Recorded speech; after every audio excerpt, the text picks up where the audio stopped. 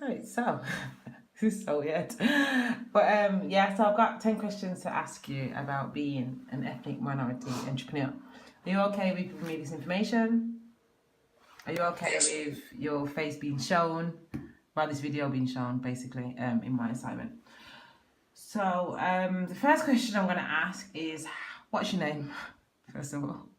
My name is Paul Johnson, And how old are you? 26 years of age. And I'm guessing you're an entrepreneur, yeah? Yes. How many businesses do you have? I currently own and operate in 3 different businesses, which are fully up and running in it. When did the first one start?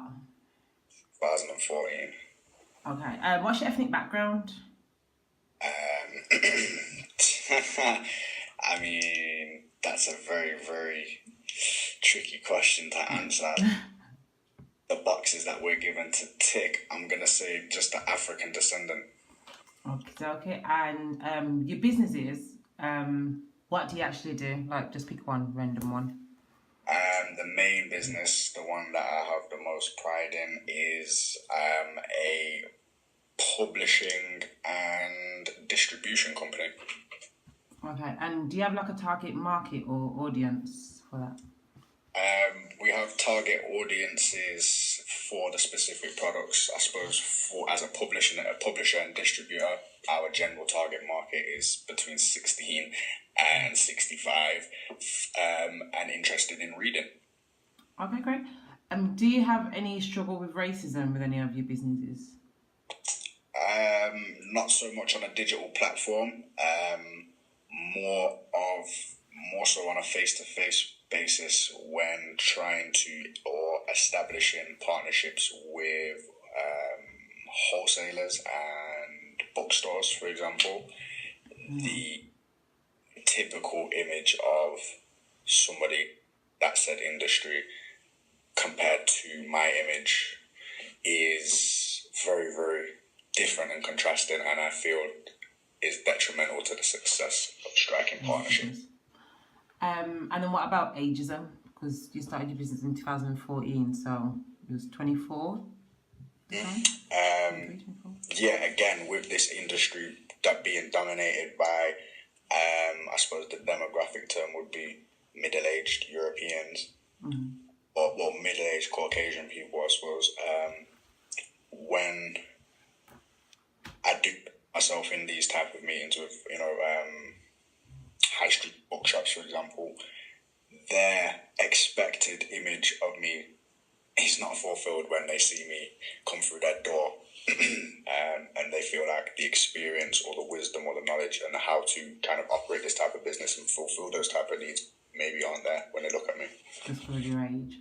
And then what about funding? Have you ever had any kind of funding for one of your businesses? This business is a partnership between me and one of my between me and my business partner, and we're self-funded.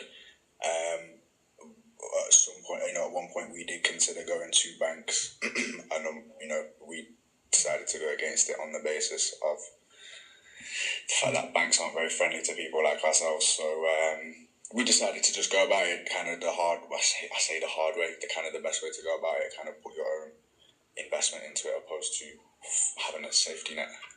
And what about future prospects for funding? Like, so you wouldn't go to a bank, would you go to like a loan company or anything like that? That would do face-to-face or?